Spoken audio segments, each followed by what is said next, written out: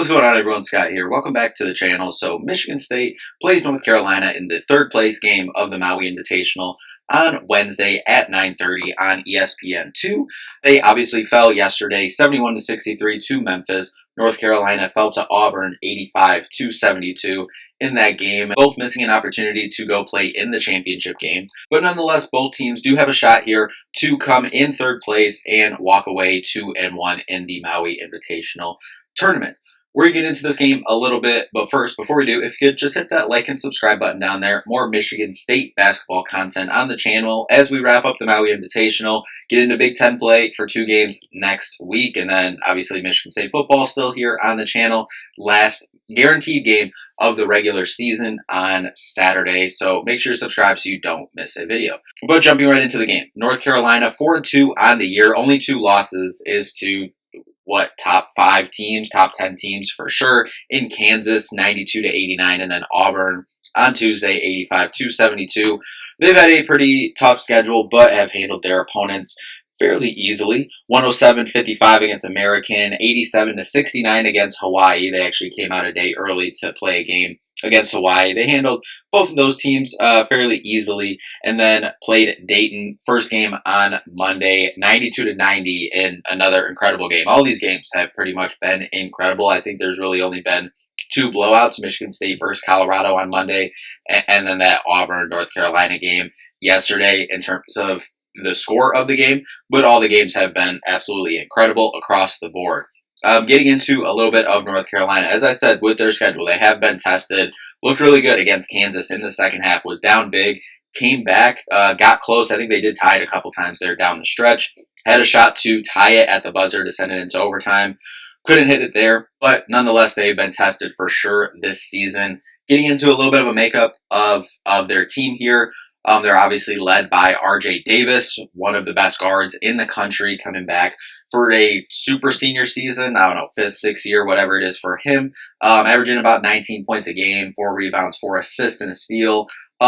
Interesting note, though, this year, he is shooting only about 27% from 3. For his career, though, he is a career 37% three-point shooter. So down about 10% right now is RJ Davis, but nonetheless, his shots will start falling, especially in these Maui gyms. You'd imagine, that he would eventually start to hit some shots at a higher percentage. 1 for 4 against Auburn on Tuesday and 4 for 10 on Monday against Dayton. So he's still shooting a good amount of threes on the season. Next up, it's going to be similar. The guys we're talking about is going to be similar to Memphis. I don't think they're as athletic, but very talented as well.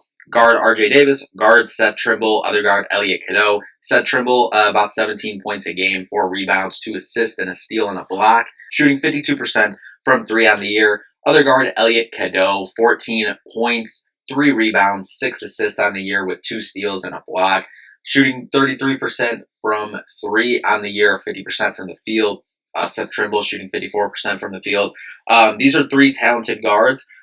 Similar, makeup, I guess, in a sense of having 3 talented guards that are going to carry a majority of their scoring. So those are the only 3 guys on North Carolina that are above double-digit scoring average on the year.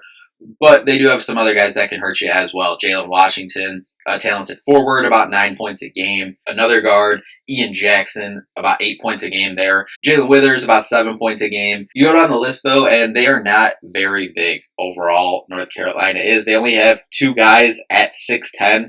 Jalen Washington, who we briefly mentioned, and James Brown, 6'10" as well, a freshman. Doesn't play a lot either, so the only big guy, in a sense, 6'10", that you have to worry about is Jalen Washington. So I expect, hopefully, to maybe see more of Jackson Kohler at the 5, give you that best lineup with Jackson Kohler at the 5, and then either Colin Carr at the 4, Xavier Booker at the 4, and then fill in. I still think, like the numbers say, and a lot of people's eye tests think that for Michigan State, 3-guard lineup is the best way to go. Currently, whether it's either Trey Holloman or Jeremy Fears at the 1, and then Jace Richardson at the 2, Jaden Akins at the 3, that's the best lineup that you got right there in the 3, especially against a team like this that has 3 talented guards that are going to carry a majority of your scoring and production in this game. On the boards, they team rebound fairly well, 38 rebounds a game. Handful of guys. What's that? 1, 2, 3, 4, 5 guys at 4 or more rebounds a game. Jalen Withers leads the way at 6 rebounds a game. Elliot Cadeau has been really good this year, not only scoring the ball, but averaging about 6 assists a game as well. But listen, this is obviously a team in North Carolina that we played in the second round of the tournament last year and lost. This is a different team, though. No Armando Bacot, lost a couple other pieces on that team as well, but still a very good team. They're, ranked in the top 15 for a reason. Number 12 right now. Over at Bart Torvik has them at 16th best team in the country. Adjusted efficiency, 8th in the country. Adjusted defense, 43rd in the country. Turnover percentage for them, 7th in the country. But, however, they don't force a lot of turnovers on defense, ranking 316th in the country. But this definitely will be a tough game for Michigan State. For Michigan State side of things, listen, like I just said, kind of mentioned, I think this will be kind of more of a small ball game, hopefully. Jackson Kohler at the 5.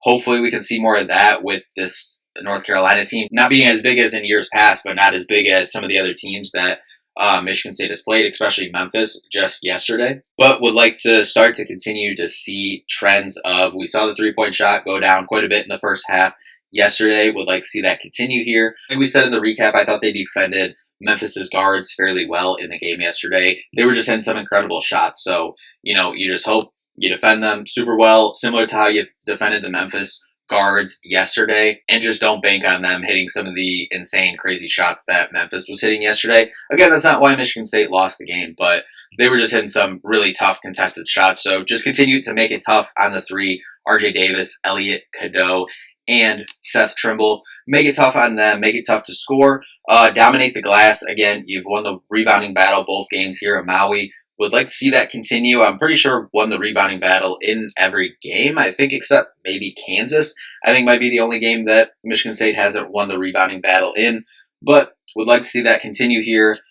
Get out and run. Did not get out and run against Memphis at all. And then Jaden Akins had a solid game. Kind of, as he even said, kind of in the post-game press conference, even, kind of pulled his foot off the gas a little bit, it seemed like, in the second half. And like Izzo said, had to credit Memphis, some of the stuff they did. We're making it tough for Jaden Akins to score like he did in the first half, but Jace Richardson would like to continue to see him be the focal point, like to see him get some more shots up as well. I think he got 8 shots up yesterday. I want that number in the double digits. Personally, him and Jaden Akins. But anyway, that'll do it. Bart Torvik has this as a 78-75 North Carolina win.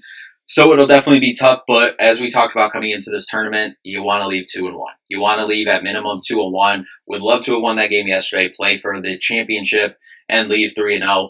But at minimum, let's go 2-1 out of this thing. And I think they have a decent shot to do it here, especially on the third game. Three games in 3 days is always tough for everyone, no matter who you are. So hopefully Michigan State can come out, do the things that we talked about, and walk away 2-1 in this tournament and get a little revenge from last year's NCAA tournament on North Carolina. But anyway, that'll do it for this one. We'll be back with a recap. Obviously, you might be back Wednesday night, if not probably early Thursday morning, Thanksgiving. If we don't get back, I'm pretty sure we will get back, but hope everyone has a happy Thanksgiving.